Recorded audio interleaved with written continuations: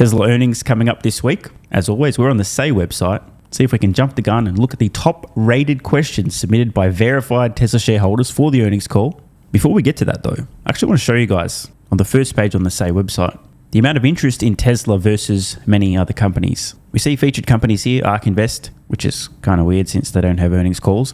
The first actual publicly traded company here is Tesla, followed by Robinhood, then Palantir, followed by Coinbase. Ahead of the Palantir Q1 earnings, 1,230 participants. Tesla, after we go by Lending Club with a whopping 4 participants, Tesla, just over 3,000 and far and away the most active company on the Say platform. If we continue to scroll, some of the others, 370 participants here, 36 participants, 73 here, and 33. Clearly, Tesla in a league of its own in terms of retail investor interest. And before we get to the questions, it's always interesting and insightful to look at the actual tags, these replied to questions that are submitted, to see what topics are of most interest to Tesla shareholders. And I have to say off the bat, thank fuck that investors have their eyes on the prize. We have FSD here leading the pack, far and away, followed by Optimus, and then Robotaxi. Now, admittedly, some of these tags, there's often a bit of duplication, they're worded differently, but clearly investors in general most interested in Tesla's AI projects, FSD, Autonomy, Robotaxi, Optimus. However, we go from Robotaxi to Cybercab to Robotaxi spelled differently, so that would mean Robotaxi and FSD basically tied for first place, followed by Optimus, then Cybertruck, and then SpaceX. If you had told me a couple of years ago that one of the more popular tags on Say for Tesla's earnings calls would be SpaceX, I would have said, bro, what? Yep, thanks to the Terafab project and the inevitable merger of these two companies at some point, this is where we find ourselves. On to the questions, sorted by most shares owned. Just in case anyone is unaware, you can verify as a shareholder that you own Tesla stock. You can verify how many shares of Tesla you have, and then if you're voting on questions, upvoting them, etc., tallies up all the shares associated with people who voted up on a question. An anonymous retail investor asks, when will we have the Optimus version 3 reveal? When will Optimus production start, since we ended the Model X and S production earlier than mid-year?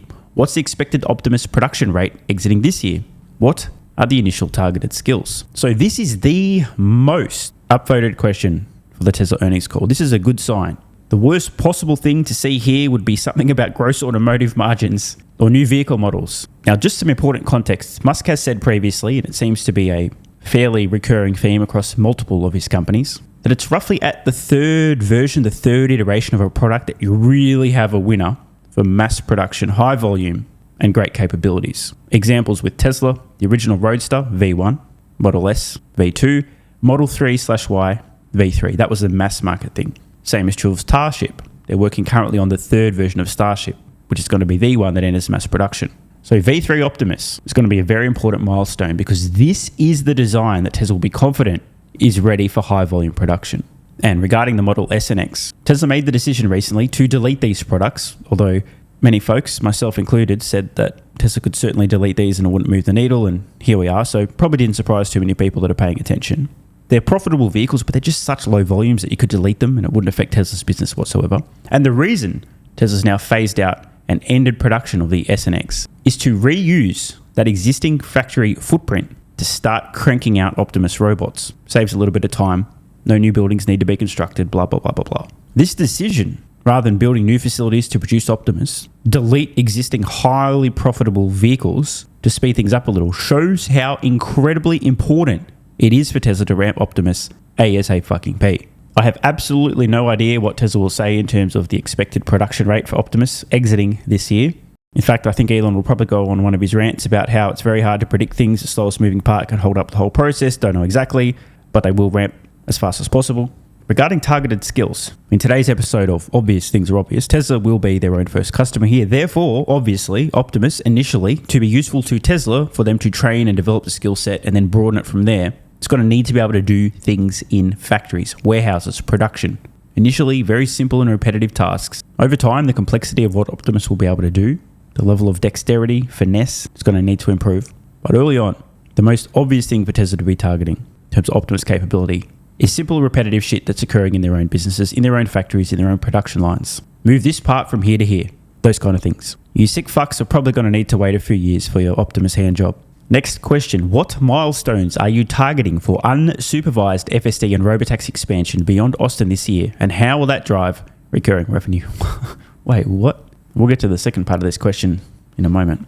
We can see Tesla's progress with autonomy happening in Austin. Very slow and steady. Roughly 1/4 of the vehicle fleet in Austin now fully autonomous. Still operating a relatively small scale. A major milestone recently, approval of FSD in the Netherlands, which is part of the European Union. Therefore, we're likely to see many other European Union nations joining the party pretty soon, relying upon what the Netherlands did in terms of safety and testing, as opposed to doing the whole process again themselves. So Tesla's FSD has now penetrated the first country in the EU. And as this software becomes available to more customers, obviously we'll see more customers subscribing, which is more free money for Tesla.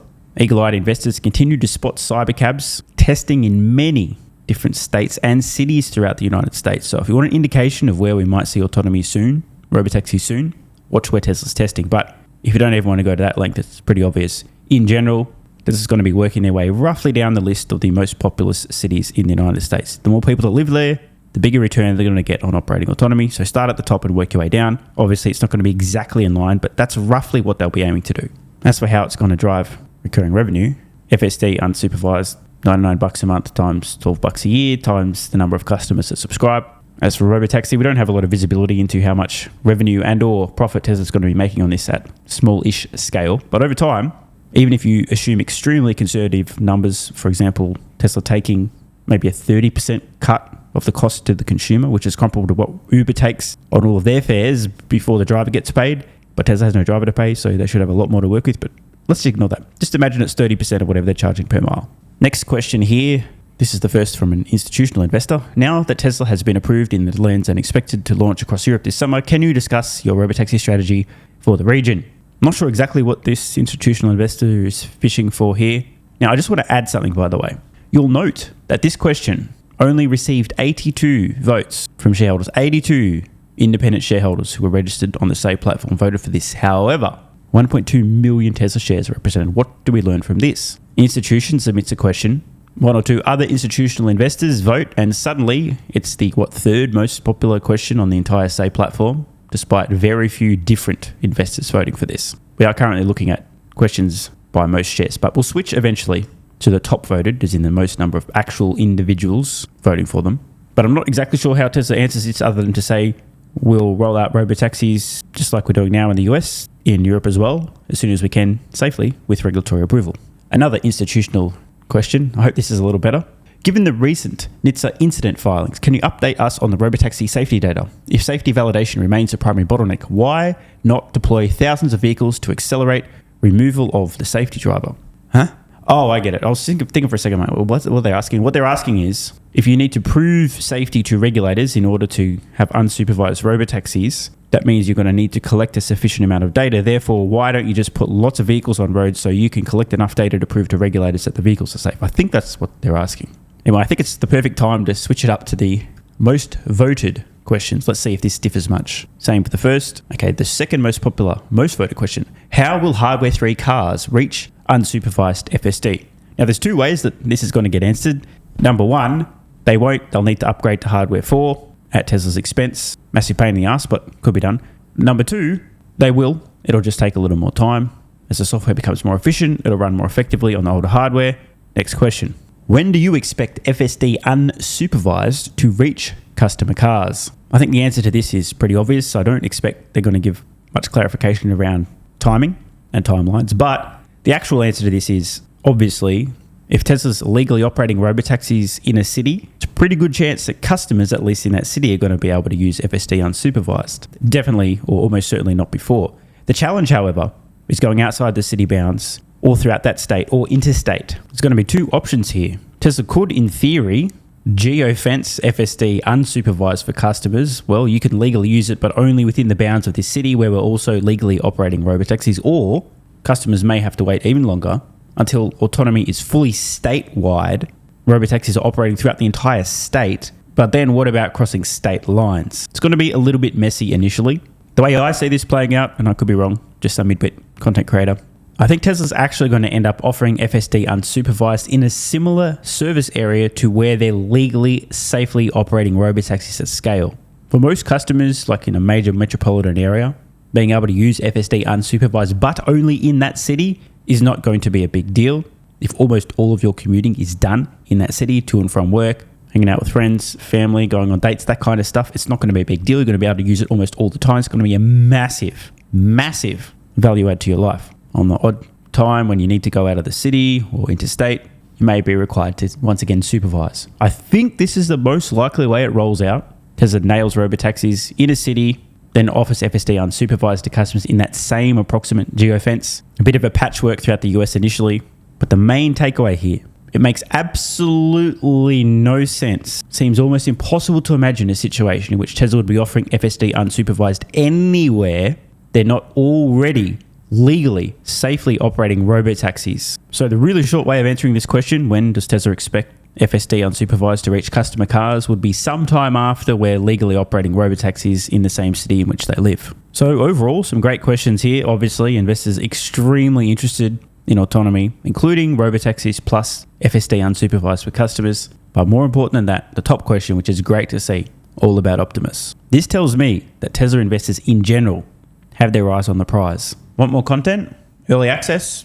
Bunch of perks? Click the links in the pinned comment. AG1 has been part of my daily health protocol for almost half a decade. It's packed full of vitamins and minerals and helps me fill in nutritional gaps while supporting energy, digestion, and immune function. It also has prebiotics and probiotics to promote gut health. I take my health very seriously, and so should you.